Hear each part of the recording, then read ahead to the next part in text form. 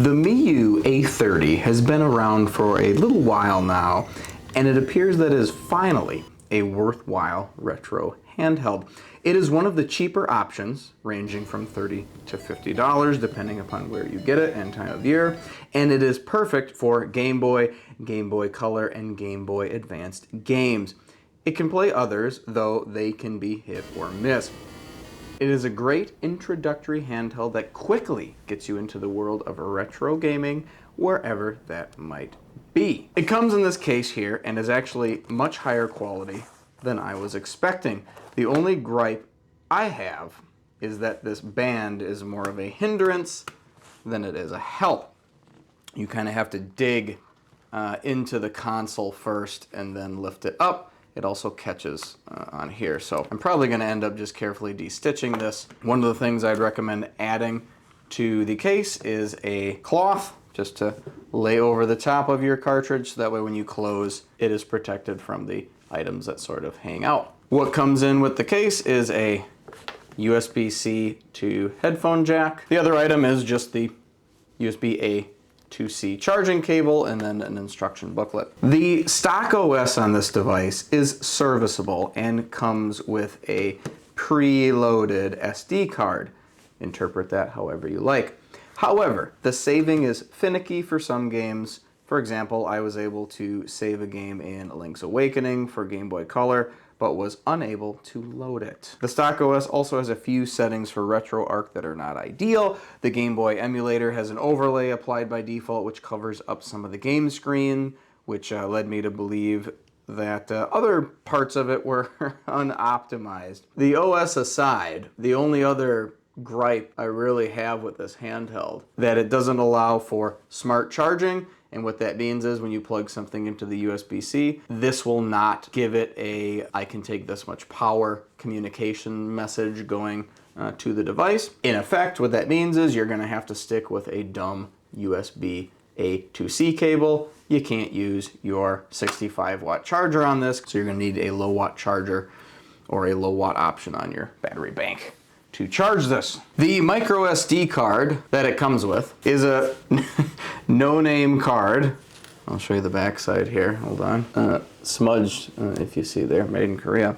But otherwise, it's a no-name brand. It has the preloaded files on there, and it is the 64 gigs that it claims, and it will work, but I just don't know for how long. At the very least, I would recommend replacing this. And by replacing, I mean just dump all the files on a new brand name SD card. I am in the camp that the stock OS and even the SD card are usable, just a little clunky. If you have already been playing on the stock OS and have gotten used to it, it is perfectly fine to keep on using it. However, if you want to increase the perceived quality of this device, I recommend using the free OS upgrade called Spruce OS and putting it on a name brand micro SD card. I'll drop a link below for the zip file as well as the hardware you are going to need to make these changes. Essentially, you will want to unzip Spruce and put it in a freshly formatted 64 or 128 gigabyte SD micro card. From there, drag your ROMs and BIOS files. If you want to reuse what was on the stock OS,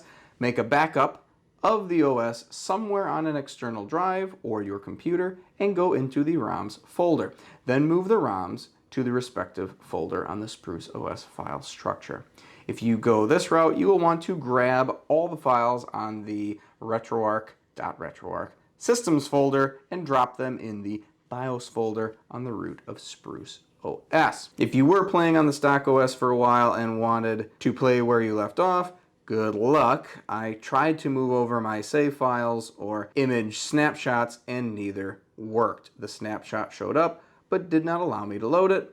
Luckily, I was not that far in any of the games, so I just decided to start fresh, as I figured I would have more fun just replaying the game than trying to get the OS save files, the old stock OS save files, to play well in Spruce. Right out of the gate, when you're playing games, the RetroArch settings in Spruce OS is set up to autosave upon exit. This works out much better because, as I said, the imaging is not that reliable. Let's say you're playing games that you found to have a very stable in-game saving structure.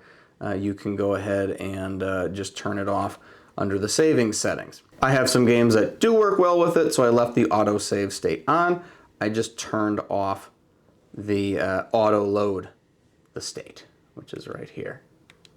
And again, if you do anything in RetroArch, be sure to go into your configuration file and save the current configuration. Otherwise, it will just default back to where you were. When you're all done goofing around in here, you actually have to go and quit RetroArch in order to get back to your other section. One of the additions of the Spruce OS, it adds the battery percentage next to the charge indication. So that is very nice. The other main benefit, you won't notice it here, but the blue LED is not always on. By default, in this specialty advanced settings app, you can actually turn off that blue LED, which is amazing. It's default set to always off, but of course you can turn it to always on, and then there it is. There's that extremely annoying blue light that you have no way of turning that light off in the stock OS, by the way. Well, there you have it. A quick, not really review, but a summary of the Miyoo A30. Until next time, I'm the Ill-Informed Human. Goodbye.